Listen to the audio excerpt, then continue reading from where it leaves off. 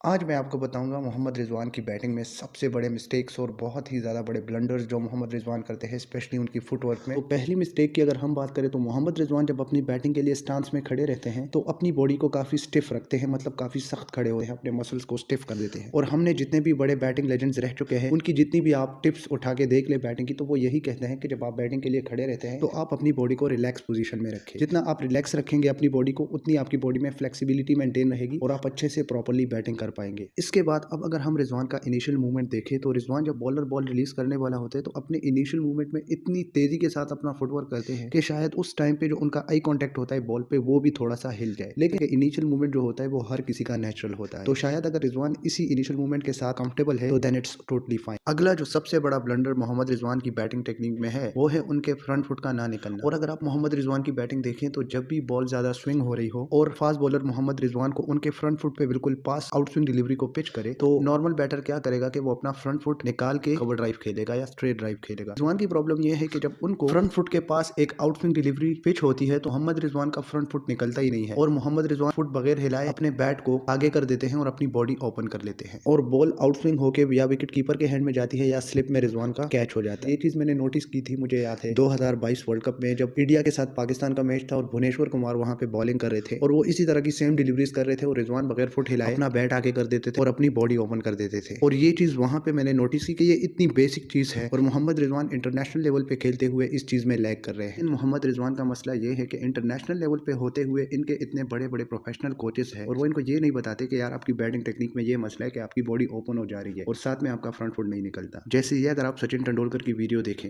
जब आप खड़े हो ऐसे तो आपका बॉडी ऑलवेज साइड ऑन रहता है। कभी बॉल यहाँ दिखता है तो आप कभी ऐसे नहीं होते बॉल खेलने के लिए, आप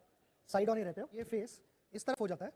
तो आपका प्रॉब्लम शुरू हो जाता है। ओके, तो यहाँ से आपको साइड ऑन रहना है। चलो मुझे तो कुछ नहीं पता, लेकिन आपने सचिन तेंदुलकर की भी वीडियो देखी तो सचिन ने भी यही कहा कि जब आप बैटिंग कर रहे होते हो तो आपकी बॉडी साइड लाइन होनी चाहिए। जब आपकी बॉडी ओपन होगी तो आपकी प्रॉब्लम स्टार्ट हो जाएगी, फिर आप कॉट बिहाइंड या फिर आप स्लिप में भी कैच दे सकते हो। और ये मसला मैं मोहम्मद रिजवान की बैटिंग में बहुत टाइम से देख रहा हूँ और पिछले 4-5 सालों से मोहम्मद रिजवान कंसिस्टेंटली पाकिस्तान टीम में खेल रहे हैं, लेकिन किसी भी एक बैटिंग कोच ने रिजवान को आके ये नहीं कहा कि आपके बैटिंग में ये मसला है। इस वजह से शायद काफी जगहों पे मोहम्मद रिजवान जैसे ही कोई टफ पिच आता है जहाँ पे बॉल ज्यादा स्विंग हो रही हो वहां पे रिजवान कंप्लीटली फ्लॉप हो जा रहा है। और उसकी मेन वजह यही है कि रिजवान का फ्रंट फुट नहीं हिलता, उनकी बॉडी ओपन हो जाती है जैसे ही कोई ज्यादा स्विंग वाली पिच आती है।